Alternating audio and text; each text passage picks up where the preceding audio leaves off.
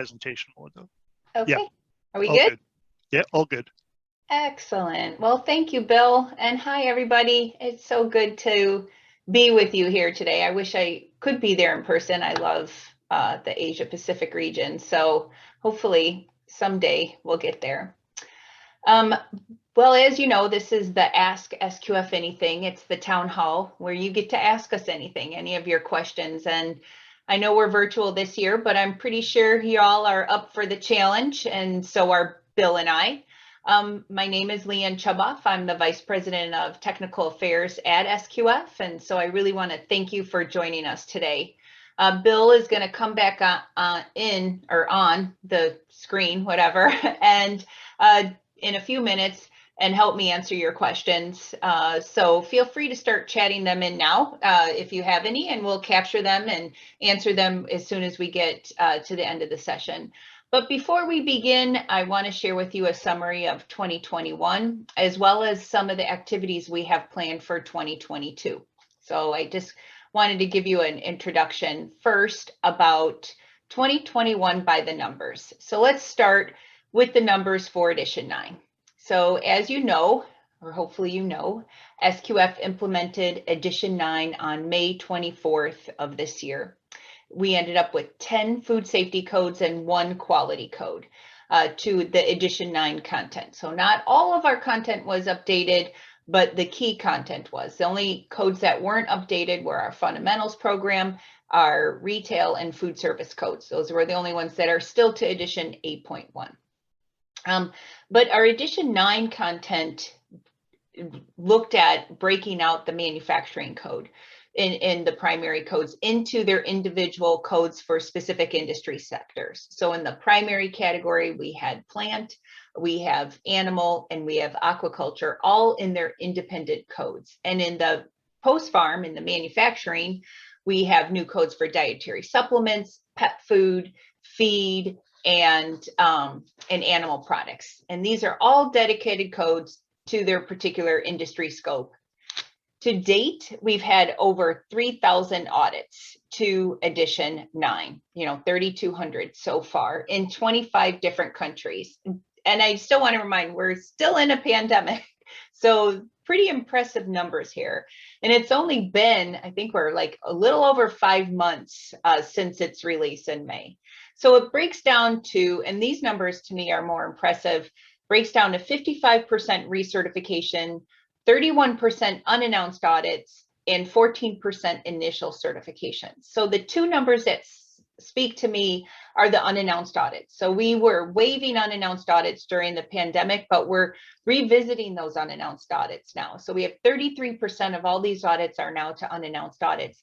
And the other number is that 14% initial certifications. That's impressive to edition 9. So we are seeing fabulous growth within SQF, not just here in the US where I'm based, but in our Asia Pacific region, as well as our Latin America region. So we're seeing huge growth all across SQF globally, and even inquiries to how can we expand in other regions like Europe or other regions within the world as well. So I just think that's such a great start to edition 9. But with that comes with non-conformances. Of course, we had a total of about 15,000 non-conformances on edition 9 audits. As you can guess, the majority of those, about 15,000, were applied as a minor, 300 applied as a major, and we had 2 critical responses so far. The majority have been, so we dug a little deeper and why did we have these non-conformances? And for majors and minors, really the issues, you'd think it would be food safety culture, but it's about internal audits. Basically, they're not being conducted. And when we took our data and we looked at it even deeper, we looked at sites that had an internal audit and successfully didn't receive any non-conformances to their internal audit. Their average score was a 95. When a site had a minor applied to an internal audit, the average score for that site was an 89. And when a site had a major applied to an internal audit, that average score was in the 70s. So you can see the importance of that internal audit, and I think that's really good use of the data that we have.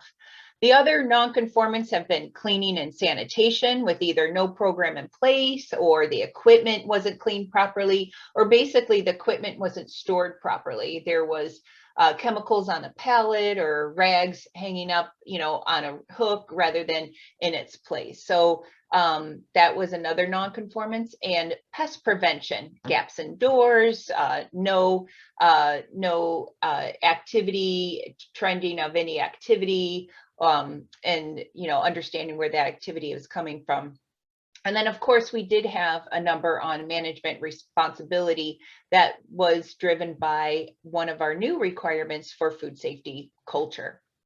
So there's just a really good outcome of those audits that we're having so far. So I also wanted to share the success of our switch to our virtual auditor training. And this is so impressive because when the pandemic hit, we were all geared up, ready to go for face-to-face training, sitting in a classroom as we traditionally did that. But when we couldn't do that anymore, we switched to virtual instructor training. Now that's different than online training. So virtual instructor, it's a live instructor, and some of you may be participating on this webinar or this seminar today, actually participated in some of ours, because we had training in 14 different countries, 5 different continents. And that's the beauty of this virtual instructor, is that we can train auditors anywhere in the world using our virtual platform. And so this is such a powerful tool that we've created in our classroom that we have. The size is smaller, so it allows more one-on-one and focus on training our auditors. And we also developed a number of resources to Edition 9, and I'm going to share with you in a following slide. So, of course, we can't have a town hall without sharing our recalls. So this year we are trending, I would say, about the same. It looks like we have more recalls, but we have more audits. So percentage wise, I'm going to say we're trending about the same. 251 events we've had so far. And we're noticing that these recalls are primarily due to microbiological. Listeria and salmonella are the 2 biggest concerns when it comes to the recalls. And mislabeling of allergens, which is traditionally the #1 recall for us, is still trending high at 31% of all recalls. This category for mislabeling is exclusive just to mislabeling of allergens. So typically we have biological, chemical, and physical, and chemical included all mislabeling. Well, we have all this mislabeling is just due to allergens. So the top 3 that are being mislabeled, the food sector categories are products, milk, soy, and eggs, with more than half of these recalls coming from those products. Foreign material still trending at 17%, with plastic and metal being the culprits. However, the good news in this one is that actually this number is going down.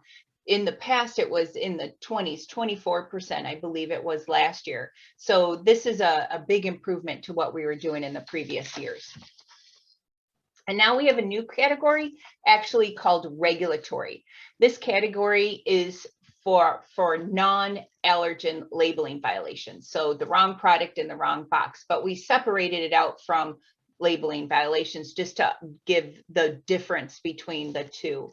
So this is either sites that had a non-allergen labeling violation, or they didn't pass their inspection, or had some other type of regulatory violation exceeding lead levels, for example, was one of the reasons. And the 13% of these recalls are due to these non-allergen related regulatory issues. So the good news is that we actually are hearing from you when the recall occurs. This is a code requirement.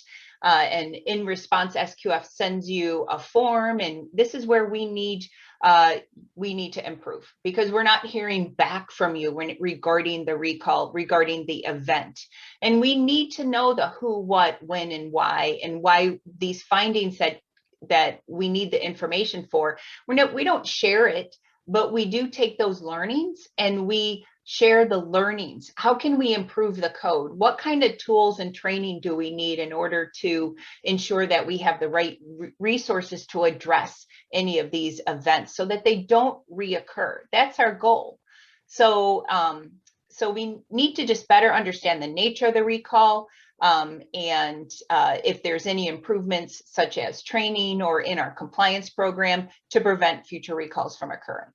So this is actually a really good subject transition to our next slide, which is about our resources. So edition 9 happened, and we created a series of resources to assist you in implementing the SQF code. We had webinars, we checklist, code change documents, numbering change documents, guidance documents that are topic specific, which is a new approach for us, actually. So these topic specific guidance document replace that big binder of guidance, which is still applicable, still posted under edition 8.1, but now we've created topic specific guidance. So our guidance addresses those code topics: food safety culture, proficiency testing, labeling, identification, in-house sampling, all those topics that were new to edition 9.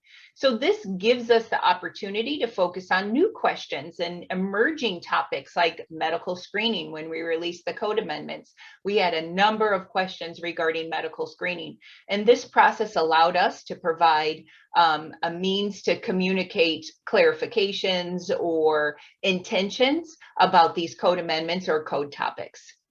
I also want to take a moment to highlight our new online training library, which took a similar approach and went to code topic specific training programs.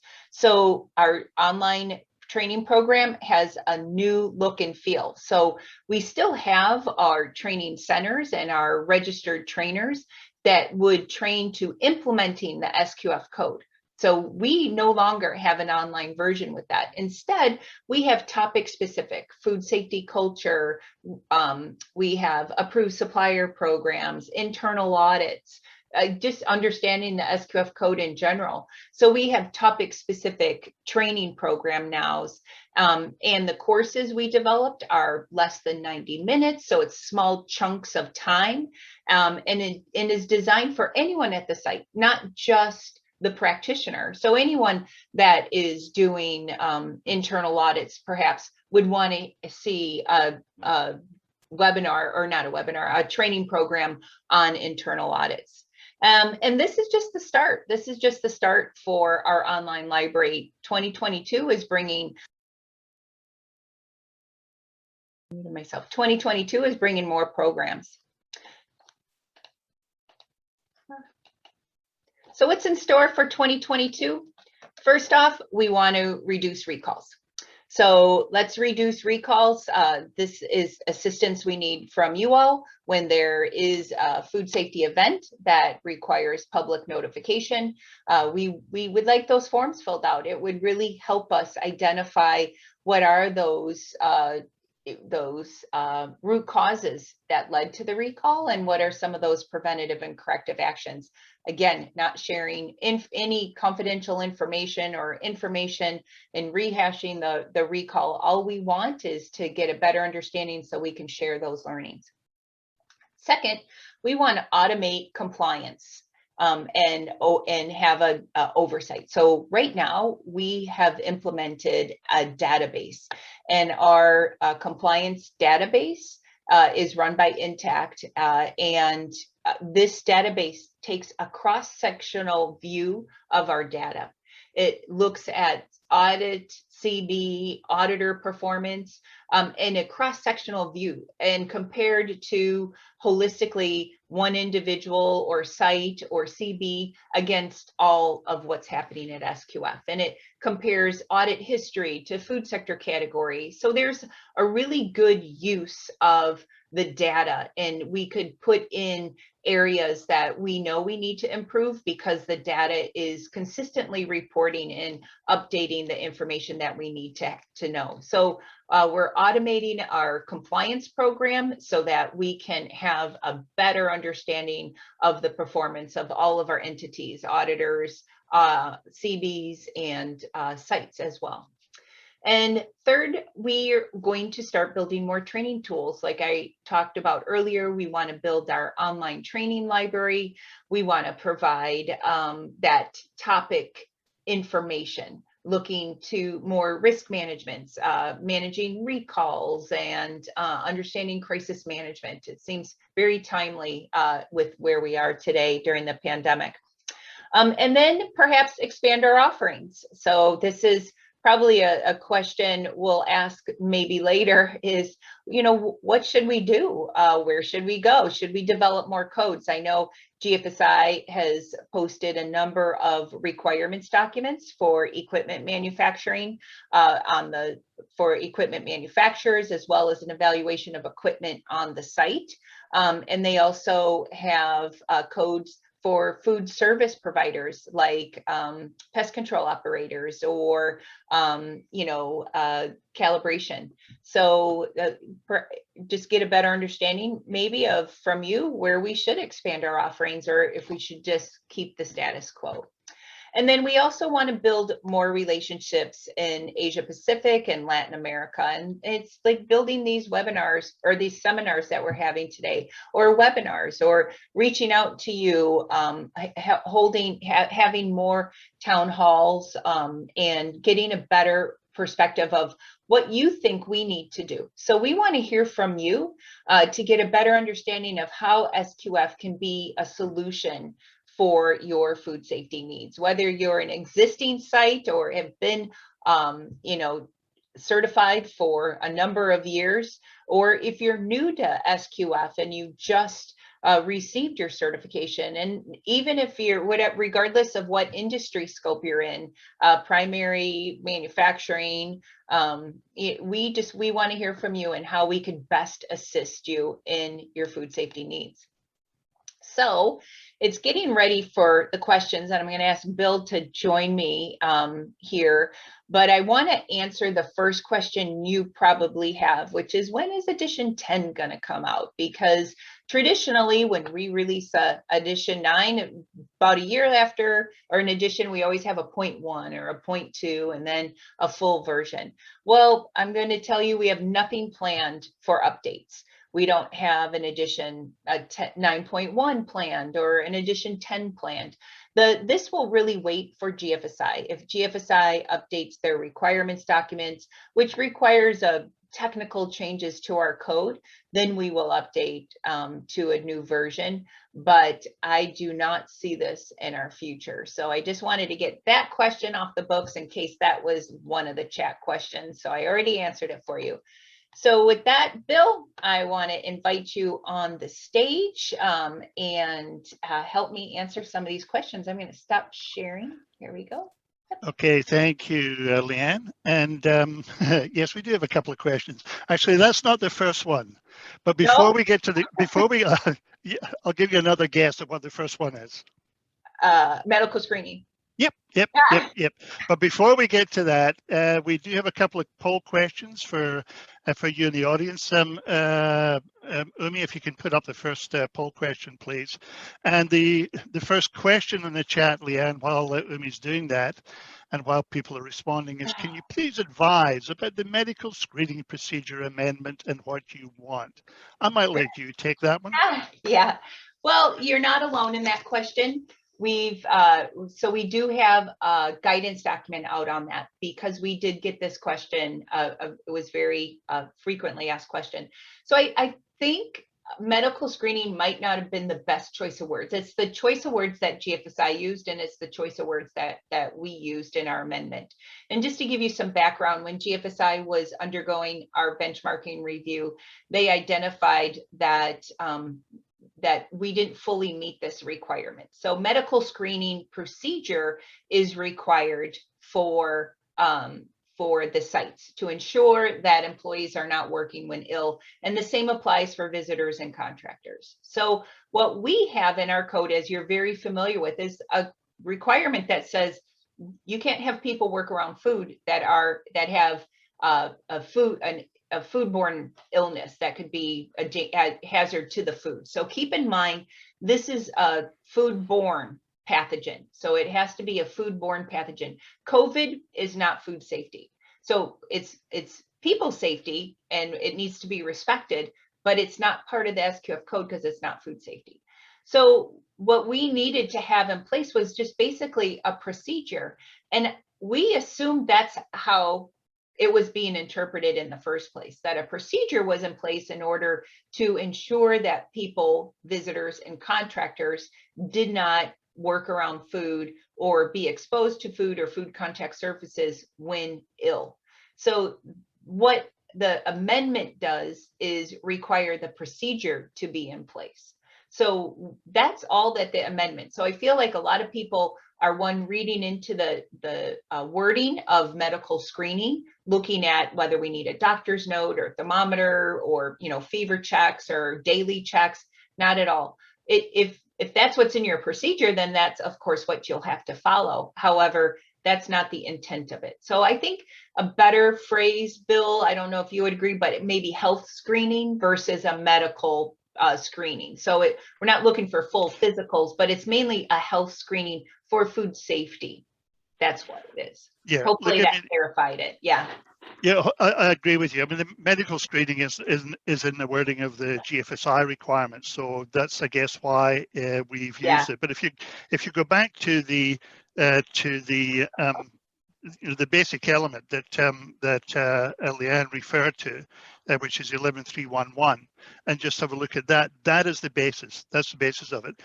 Umi, you can put up the first poll question anytime you want. First poll question is, and this is really for those who have had an audit or expecting an audit or have conducted an audit as an auditor against one of the Edition 9 codes. Please indicate whether it is you've had it, you haven't had it, it's coming up within the next 3 months, or it's not until next year. While we're doing that, by the way, if you have any other questions, and just to add to medical screening, it's one of 4 amendments, and 4 amendments that GFSI felt perhaps weren't clarified in our documentation. And that's, by the way, that's 4 amendments out of what, 10 codes, a lot of elements in there. So we got most of them right, but apparently the other 2 that really concern you are making sure there's an address for all sites that are all suppliers are in your approved supplier program, and also the making sure that those in the primary sector, primary plant and primary livestock that are handling chemicals are trained in chemicals, not just those that are responsible for it. So there's a couple of minor changes there, but the one, as LeAnn indicated, we've had most questions and about. Approved suppliers, Bill. Approved suppliers. Yeah, I mentioned that. Yeah. Oh, yeah. okay. Oh, sorry. And but as LeAnn indicated, the one we're getting most comments about is medical screening, but it's just making sure that people do not have access to open food product or food contact surfaces if they have a communicable disease, and so it's really dependent on risk. Second question is is unannounced, and this is from Shireen, is unannounced audit now happening? Yeah. So just yes, to clarify what there was a change to our code regarding unannounced audit. Prior, with previous versions, the edition 8.1, it was unannounced occurred 1 in every 3 certification cycles. So a certification cycle was from initial to recert, multiply that times 3 times. So, and it had to be within the 3 certification cycles. So you could, those 3 certification cycles was like one chunk. So one year 1, year 2, year 3, and then it reset into another 3-year certification cycle. So in a sense, you could have an unannounced audit in every 6 years, 6, 7 years in a sense. the change was GFSI said 1 in every 3 years now. So the unannounced audit has to happen 1 in every 3 years. So what we're telling CBs is that with the implementation of edition 9, that the site has to have an unannounced audit within 3 years of their first audit to edition 9. So it doesn't have to be this year, but if you are, it has to be within your first audit to edition 9 is year 1, then year 2, then year 3. That's how it's being tracked. So just to clarify that. Yeah, and just to make sure it is clear, because we did have this pause on unannounced audits during the lockdowns. And so a number of sites are thinking, well, they've got to catch up with them this year. That's not, you know, yeah, if that's what they want to do, that's fine. But just follow the requirement that's in the edition 9 document, which is slightly different to the way it was before. Again, a GFSI requirement. Conduct an unannounced audit of your site once every 3 years, whether that's this year, next year, the year after. It's up to the site and the certification body. And that's what we're monitoring. So we're not looking at any of the 8.1 applications. We're monitoring it from this point forward, or asking the CVs to monitor it. Mm-hmm. So I think you can see the first poll results up there in terms of, we've had out of 66 responses, 33% have had edition 9 audit. 5% haven't, but coming up over the next 3 months, 30%, and not until next year, 30%. So only about a third of you have actually had your edition 9 audits yet. There's a second poll question there as well, Lumi, that you can put up. While we're doing that, the next question was actually about signing on to ReposiTrak for a quality audit. And Sarah, I'm not sure whether you are an existing SQF supplier or not. So if you have a food safety certification under SQF or not, because the quality code is now available for on top of other schemes as well as SQF, and we are getting quite a few in that regard. So please contact Umi, not today, but from Monday onwards, and Umi can help you out. Or perhaps give her some more information on what your current status is, your site, and your existing certification status, and she'll be able to help you out. Pauline, hello Pauline, from Assure Quality in New Zealand. Can you give us an explanation on how to decide the food safety category? To be more specific, food safety category 25 or 26 are now under different codes. We have customers that are primarily a storage and distribution facility, but do some repack. LeAnn? Or do you want me to take that? Yeah, because I don't have that. Could you either have to repeat the question again, or because I don't have that question on my chat? Okay, fine. It's I'm not sure why you don't have it. Oh, it's a direct message to me. Sorry, beg your pardon. Food safety category 25 and 26 are now under different codes. 25 is under manufacturing. Actually, I think they have been for quite some time. It's not just with edition 9. Side note on that, we did consider when doing edition 9 to combine 25 and 26, because we thought that most of those activities are storage and distribution activities in the repack. However, the definition of storage and distribution food sector category 26 states that there is no labeling. So you can't have storage and distribution if there's relabeling involved. So that's why we couldn't combine the two. Sorry, Bill, go ahead. Yeah, no, you're right. I mean, and storage and distribution allows for recoup or,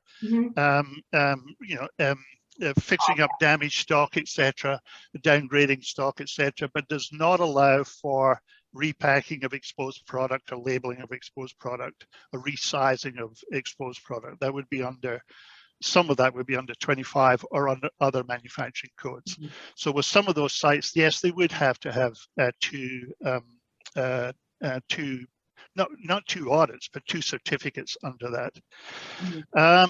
Food safety culture is the one with the biggest change, the biggest impact on the site. 64% of you. Substitute practitioner, 25% are saying, and others, no doubt there's a few of you are going to chat in your responses. Thank you, Umi. You can take those down. Amanda Evans-Lara, how are you? Amanda has asked the question, with the recalls from SQF sites, what was the average certification score for the sites at their previous audit? Had the issue been raised in the previous audit as a non-conformance? I'm not sure if we've got an answer to that, LeAnn. Don't, but it's an excellent question, and one I wrote down because I think that it's something that we definitely could look into and perhaps report that data out next time we do a full analysis. We're not, obviously the year's not over yet, so we are still collecting recall information, but that is something that we could look at as we're determining if there's reoccurring events at the site. But yeah, so it's a great question. I don't have the answer. I wish I did, but I don't. But it'll get something with some of the database information we're getting there. We probably can have a look at, because we can identify auditors per site. There are a number of factors that will influence that. Obviously, the time, the date that the auditor is on site versus the date of the event that caused the recall. And we've had cases where the auditor has actually been on site at the time of an event that caused a recall. And in those cases, we have investigated, but that's been just on occasional events rather than as a regular procedure. But it's worth a good question, Amanda, and one that we will follow up on. Jean, on I think we're still on medical screening there. Most cover medical screening and inductions or sign-in. We can't tell you whether that's right or wrong, because it really depends on your site, on the risk, on the exposure risk of potential contaminated people on the product or the food contact surfaces. So we can't say whether medical screening or medical advice on induction is right or wrong. It's something you would need to take up with your auditor. Yeah, and again, go to the guidance document. There is a resource in the United States. The FDA has their FDA food code, and in one of the annexes there is a medical screening form. So it's something you might want to look at as a reference, and that's available on the www world. So go ahead and look that up. That resource is right there. Ravi is asking, could the panel, I think that's you and I, LeAnn, shed some light on the rationale behind ambient air testing, at least annually, under the primary plant production code? I'm just trying to look it up quickly here, but I think that would only apply within packing sheds or internal production, FSC2. I think that's the case. There is a guidance document, again, on ambient air testing, and it is, ambient air testing is also defined in our glossary. So it is within enclosed facilities. And it is, again, risk-based. By the way, everything in the GMP modules is risk-based. You just need to refer back to the appropriate section in the system elements, which indicates that all the GAP requirements must be met or exempted based on a risk assessment or an alternative method of control. So the same applies to all aspects of GMP. So it's very much risk-based. If you've got an open packing shed facility, obviously ambient air testing is not appropriate. But where there is a risk to the product, where it's an enclosed facility, then it is a requirement. LeAnn, anything to add? No, I let you handle that one. All the ambient. Under the primary, Jean, under the primary and chemical training, is that covering people in the pack house as well, or more those on the growing side and spraying crops? Yeah, the application there is to people who are spraying crops or spraying chemicals in a production facility. I think it's only in, and again, I would need to refer back to it, it's only under food sector category 3 and under livestock production in food sector category 1 in the primary animal code. Yeah, I'm But looking up the amendment right now. So that is in 7, in livestock, Yep. as well as module 8 and 18. So yeah, but it is module 8 as so well. it's in the growing side. Mm-hmm. Yeah. Look, and again, by implication, we've always said that those responsible for chemical application need to be competent in what they're doing. The change in the requirement is, yeah, that's fine, but those who are responsible may not actually be doing the spraying. And so those that are doing the spraying also need to be appropriately trained and competent. That's the addition. And the amendment is under those elements within the relevant GAP sections. Mm-hmm. Yep. Do the people doing internal audits need to be officially trained in internal audits? No, they have to be formally trained. Let's put it that way. So they don't have to undergo an approved internal audit training course, on the job training, but there has to be some type of official training that the individual has to undergo in order to be qualified. It's with anything. It's with any of the jobs that is at the site, whether it's applying chemicals or in laboratory testing, any of those. It's how that individual is formally trained. So it's not official, meaning there's an approved program or training program, but there has to be some type of training involved. Yeah, no, I agree. And by the way, the other thing we do see a lot of is people within facilities that have been trained in internal audits and well trained in internal audits, but then have moved on, changed positions, they go and leave, etc., and are not actually doing the internal audits. So we need that follow-on between training of people within the facility in internal audits and them actually being done. And I refer back to LeAnn's comment before about the difference between scores on sites that have had effective internal audits and those that haven't. Sarah's asking, are you seeing audit trends going up or down with edition 9 so far?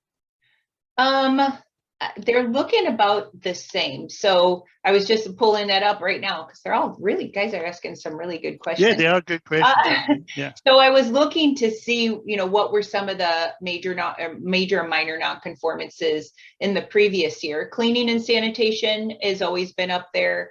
HACCP food safety plan has been up there, but we're not really seeing much against food safety plan.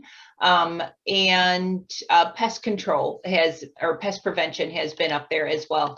As far as minor non-conformances, pest prevention and records previously, internal audits, I'll tell you, internal audits is new. So edition 9, with some of the non-conformancies that we're seeing, internal audits seem to be one of the non-conformances. Cleaning and sanitation was one of the non-conformances. Let's see, I'm just trying to look at my notes.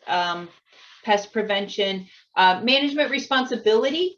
I will say that is a new one. Typically, management responsibility has been one of our top in compliance items. So that's new to edition 9 as well. So that there are some new items, internal audits and management responsibility. Those are the two ones that I see that are different from trending before. But pest control, cleaning and sanitation, those are always going to be our non-conformances, majors and minors. In terms of the overall score, LeAnn, I don't think we've seen much difference in that, have we? So interesting. We looked at it. It's trending up, which blows me away because I thought we changed the 5, the major from a 10 to a 5. 10 to 5. I thought maybe we would get more majors. That was my hypothesis. However, it seems like we're getting about the same amount of majors and the scores are trending slightly up. So it's about a 95 is where we are at scores. However, we did look at it from a breakdown of initial certifications to those that have already been certified. So when you look at initial certifications, the score is around a 93. When you look at those sites that have had recertifications, that's when you're going to get a score of about a 95. So the trending, it depends on where you are in your food safety journey. And we're going to break that down even further to say initial sites 1 to 3 years, what's their average score, sites 4 to 6 years, what's their average score, and get a better layout as to where those, because you do want continuous improvement. Hopefully, as you're advancing in years of your audits, you're going to have a trend upwards. We don't want everybody getting a 95 right off the bat, because there is continuous improvement. So it's an interesting trend we're looking at. Kirsty is asking, do we need to validate every single raw material? If so, how would this be done? Risk-based. Yeah. Yeah, I mean, it depends on your validation process. Yeah, I don't. Yeah, I mean, I get, it depends on, I don't know your process. I don't know exactly the product, all that. So you would definitely have to look at the raw material, and a lot of it would depend on who your supplier is, where they're supplying from, what's the, you know, are they processing this product for you? You know, if you're assuming, let's say you're buying roasted peanuts, you know, for a granola bar, and you're buying them already roasted, how are you ensuring, you know? So it's a blend of incoming ingredients and defining specifications and defining what your specification levels are. So yeah, it really would be risk-based. Mm-hmm. Yeah, it has to be. With most of these things, they are risk-based, but you obviously need to validate your more important materials. But every ingredient, can you rely on the certificate of analysis? Can you rely on the supplier history, etc.? It really depends on the site, the risk, and the supplies. Mm-hmm. Hello, Kathy Lee. I'm seeing more and more companies adding food safety category 26 to manufacturing. Oh, this is not new. As they've been told by CB or auditors that because they have a warehouse, they need separate food safety category 26. Can this be clarified, please? Let me answer this first, LeAnn, because the manufacturing code and all the variants in the manufacturing codes now allow for the storage of raw materials, ingredients in process and finished product and packaging on site as part of the manufacturing certification. And that's always been the case ever since we split them up. It's not new with Edition 9. And sometimes we find that is off-site storage. It might be an owned or contracted storage facility that's just down the road, or it's next door to the particular site. If that's the case, it can still be under the manufacturing code. Food safety category 26 applies to standalone storage and distribution businesses. That's their business. Their DCs or their distribution businesses that do that. They may have some recoup on site, as we had discussed before. They're not manufacturing, they're not relabeling, they're not packaging, etc. But they are standalone food safety category 26, storage and distribution businesses. That's what it applies to. So manufacturing sites that store their own materials, store their own finished product, are under the manufacturing code, and the code allows for that. No, I have nothing to add. That's perfect. You guys are good, by the way. I tell you what, I reckon some of your chat-in questions are better than the US ones, LeAnn. Oh, they were hands down better. Yeah. Yes, very good question. Well, good ideas, to be honest. Yeah, they are. Amanda is also asking, with management responsibility trending up in Edition 9, is non-conformance with food safety culture being raised at the same time? Yeah. So we're seeing those non-conformances in food safety culture, and seeing and actually it's a mixed bag. It's a mixed bag. So, you know, the other thing is that we're looking at, since food safety culture is a new requirement, 2.1 1.2 is a new requirement. We are looking, when we do our audit reports, we're evaluating that even from an auditor's perspective, and looking to see what are some of those responses that we're seeing from the auditor. And in the beginning, we were seeing nothing. I mean, they weren't even responding about food safety culture. So we challenged them in saying, we need, in your sectional summary, you need to at least reference food safety culture and what the site has. So we've been working with auditors and giving us proper responses. But yeah, it's been, it's been a mixed bag. Like I said, we've seen it in, regarding the position statement. We've seen it in food safety culture, but primarily in those areas. Yeah, I'd just add to that Claire will be talking about food safety culture later on in this session. But there has been an adjustment, obviously, for not only sites but auditors in coming to grips, coming to terms with food safety culture. And the work that not only Claire's organization, other training organizations and certification bodies are doing in upskilling sites and auditors on food safety culture is we're probably starting to see the outcomes of that as we go through. It is hard, but we don't want auditors just ignoring food safety cultures mentioned in the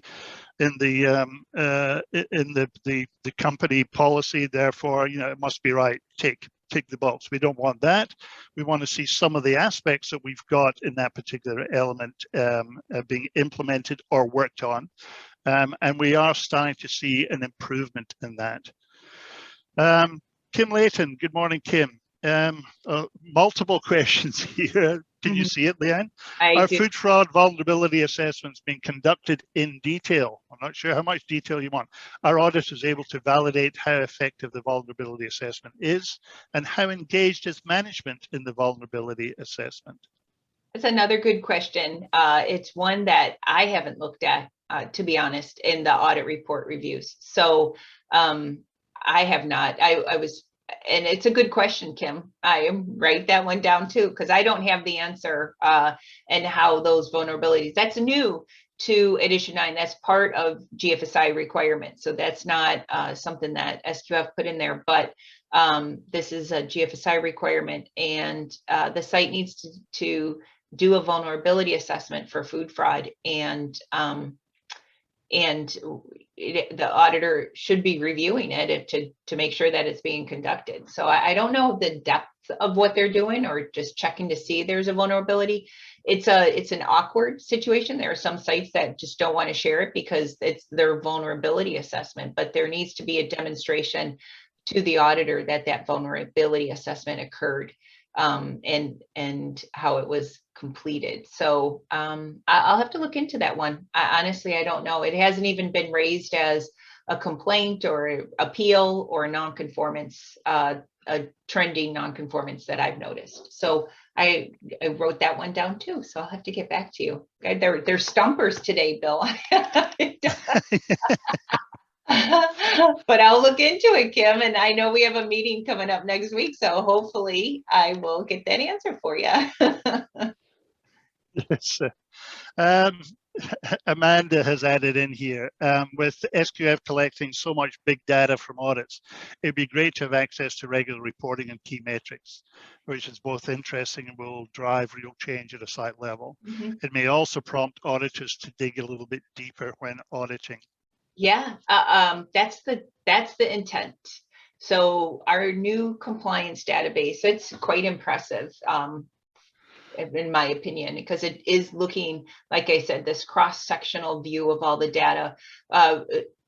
Before, it was just death by Excel, and it was a linear look, because all we could do was look at average scores, right, all together.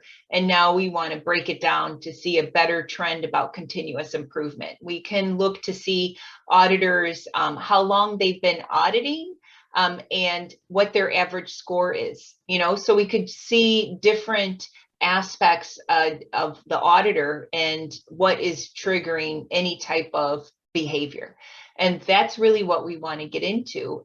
Even looking at the data results or the audit results and seeing what are some of the key words and why are we getting so many sanitation non-conformances or any of that. So ideally, what we do want to do is perhaps provide an opportunity for the certification bodies to securely see the sites that they are responsible for within SQF, and so that they can see how their auditors are performing. It's a matter of security, so that how do we, set this up so that it's only the CBs that can see their site, so we're not opening it. So it's a future in the future, but right now we're looking at reporting some of this key data out to the certification bodies so that they can react on some of this. So, but it's very exciting to see all the data and use data science to but to engage in change in behavior. So yeah, it's great.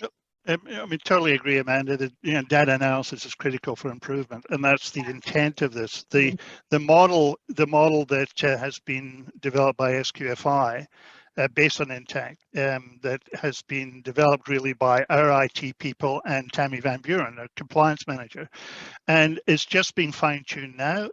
Tammy has shared that with a number of the certification bodies, including several of the certification bodies in this country. Just as a model, we haven't been able to share data yet for the reasons that LeAnn's given, that there's a lot of data right down to the auditor and the site there, and we need to blind some of that data when it's made available to others. So that'll be a step moving forward, but the data is starting to be formed now. I think, LeAnn, we've got 2020 and 2021 in there. Is that right? No, edition 8.1 and edition 9. All edition 8.1. Yeah. 8.1 and edition 9. And the other thing is, so what we still need to do is we have recalls in a separate spreadsheet, and we have auditors registered through Exemplar Global, and we still need to connect all the dots to truly get a good cross section of all the information that we have. So like you said, we could analyze these auditors, how long have they been with SQF, how many food sector categories do they have, along with recalls, along with CB performance, so it's all of that we're looking at in a more data-driven way in order to justify the change. We know we can't just assume things are they're that way without having the data to support it. So we're really excited. We'll have more information to share next year, and hopefully, we could set up a webinar once we have some of that information. We can definitely share some of the data that we're seeing and trends within the SQF program. We've got a little bit of time left. I'm not seeing anything else in the chat just now, but if you do have chat questions, please chat them in. But we do have a couple of questions that we got previously. Well, don't we have one more poll? I think we have another poll. There is another poll. Do you want Umi, do you want to put up the last poll? and while we're doing that, there's which topic would be of most interest for further development of training or webinars? Measuring food safety culture, improving food safety culture, managing external lab testing, implementing the SQF quality code, improving labeling programs, continuous system improvement. If you'd like to type in your responses to that. We haven't finished yet anyway, LeAnn, because there have been other questions on we've had questions in the past on the guidance documents. LeAnn mentioned before that we now have topic-specific guidance documents rather than the general guidance documents that we had under 8 and 8.1. So I would be interested, you can chat them in on your thoughts on that, whether you like a general guidance document, you prefer the topic-specific guidance documents, and LeAnn. LeAnn, your views on how we go forward with that, whether we will be, because we do get inquiries about when are you bringing out the guidance document for packaging or for manufacturing or for primary? Oh, there's so many similarities between all the different guidance documents, whether it's packaging or storage and distribution, which is why we wanted that topic specific. So it's about food safety culture, regardless of what industry scope or code you're under. I really like the topic specific. For example, I use the code amendments. You know, medical screening came out and there was a lot of questions. So we responded with creating a guidance document. We couldn't have done that if we had just published that the code form of the guidance document, because then we'd have to reversion and republish and all of that. Instead, we can add.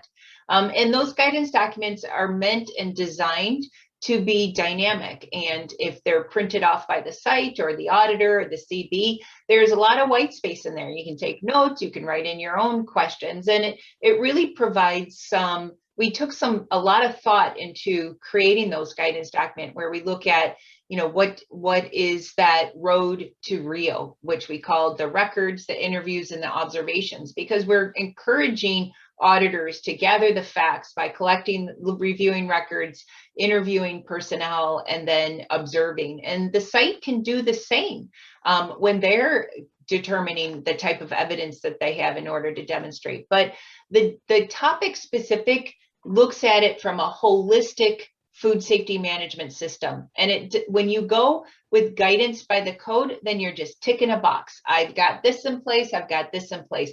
I like the topic specific guidance because, again, it's a holistic approach to a food safety management system. It's not just 2111 and 2112. It's a holistically food safety culture in the environment. So, Bill, what are your thoughts on that?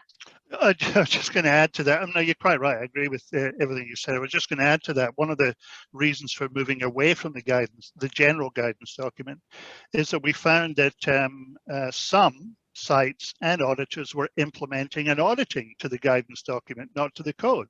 Mm-hmm. So we were getting non-conformances raised on issues that were interpreted from the guidance document rather than the code.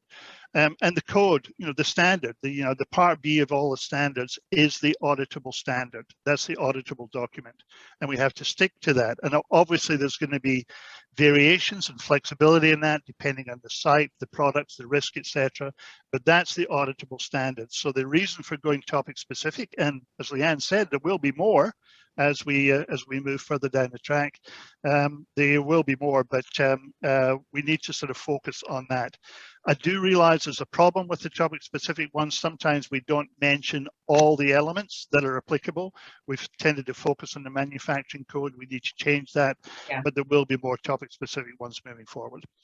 Your poll 3 for the 65 response we've had, it's food safety culture. So there's a major opportunity for training centers, anyone who's listening, to do more on food safety culture. There's an opportunity for us to do more on measuring and improving food safety culture. And there's an opportunity for people to listen to Claire and talk about exactly. Yeah. So we expect a full house when Claire speaks later on this morning. Exactly. Be prepared, Claire. Okay, just last question, I guess, about SQF practitioners, because there has been a few comments or questions coming in, not just here, but elsewhere, on the need for 2 SQF practitioners, and is it still a requirement for SQF practitioners and backup to take HACCP training that is accredited and 16 hours duration? LeAnn? So that is an interesting statement. Nowhere did we say that training has to be accredited. And if you look at the definition of HACCP training, we modified it and we eliminated the 16-hour requirement. Yeah. So what we want are not just butts in the seat. We want people taking a HACCP course that works for them. And we looked at, there are a number of online or virtual auditor trainings that would be a compressed time, but still deliver the same impact and the same competencies as it relates to HACCP training. So we leave that up to the individual to determine the type of HACCP training that works for their needs. Still has to be based off Codex. It still has to have an assessment, some type of measurable assessment, whether it's an exam or practical or whatever it might be, but that certificate has to be based on some type of assessment. So look at the definition of HACCP training. The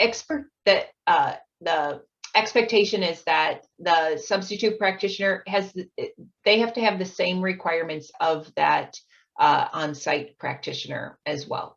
So the intent is if that practitioner, the primary practitioner, is off on medical leave or vacation, there is a substitute practitioner that can take and fill that role.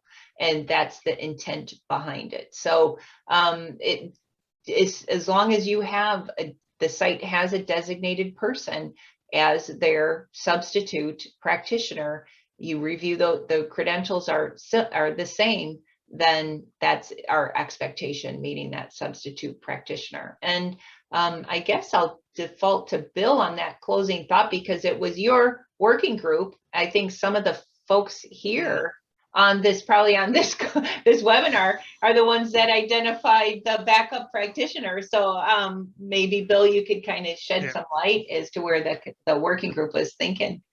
Well, look, I mean, it has posed a difficulty for some of the smaller sites, obviously, that don't have the same resources.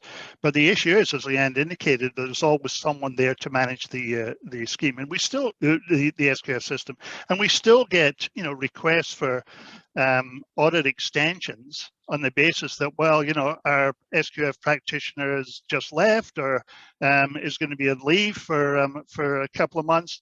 There has to be someone running the system. So we no longer accept that as a reason for pushing the certification date out. There needs to be someone who is looking after managing the system at all times. It's not, suddenly the practitioner takes a sickie and someone else has got to come in. That's not the issue. It's for planned leave. Planned absences by the main practitioner. There needs to be someone else there as a backup. Any last questions from any of you? And by the way, obviously, these aren't last questions. You can contact LeAnn, myself, Umi, or Noriko Sarah at any time if you do have any questions. You've got our email addresses. Kathy so please had one final question in there, Bill. Did she? I don't know I don't know what RTO is. That registered? RTO is Registered Training Organization here. No, we don't have RTO specified in the requirement, Kathy, because RTO is an Australian term. It applies here in Australia. We talk about HACCP organizations that are recognized in country as competent training organizations. So we don't refer to RTOs. It can be an RTO here, doesn't necessarily have to be an RTO here, as long as it can be a private training provider that is recognized as a HACCP training center of excellence here in Australia. But by the way, the SQF training organizations do need to be registered. HACCP training organizations do not need to be registered by SQF. And one last question on audit duration, I'll answer it real quick, is the audit duration is changed. So it's a minimum days. So minimum 2 days for manufacturing, 1 day for storage and distribution, food packaging, half day for primary. So it's based off of minimum days now. That's going through ISO and GFSI, and that's where that minimum duration came from. So of course you can have exceptions to that minimum duration. There just needs to be a justification from the CB to the site as to why it's not meeting that minimum. So definitely can be more than 2 days, and that's when the CB will look at employees, square footage, or what do you call it, hectares over here? I don't know. That's not footage, I know, but square meters. Square meters. It's metric, lady. It's metric. Sorry, but for feet over in the U.S., but square meters, and number of employees at the site. So in complexity of the operation, but it really, it's minimum right now. Those of you who are auditing or implementing across multiple codes will notice that the minimum differs from code to code, and that's based on GFSI requirements. For example, 2 days minimum in manufacturing, 1 day minimum in primary production. That's the GFSI requirement. We've just transposed that. You can still use the old table, the old guidance table if you want to, but that's entirely up to you. We are running short of time. We need to take a break and allow what time is Claire on. Well, before we get to Claire, Amy, we've got Jennifer Crawford at the bottom of the hour at 10:30, and then followed by Martin Cutler, and then Claire at 11:40 local time here in Sydney, Melbourne, whatever time it is when you're on. But before we get to Claire, we've got Jennifer Crawford and Martin coming up, and then following Claire, we've got Todd Redwood to round it off. So please, if you want to grab a coffee, LeAnn, thank you for your time. Yeah, for the invitation.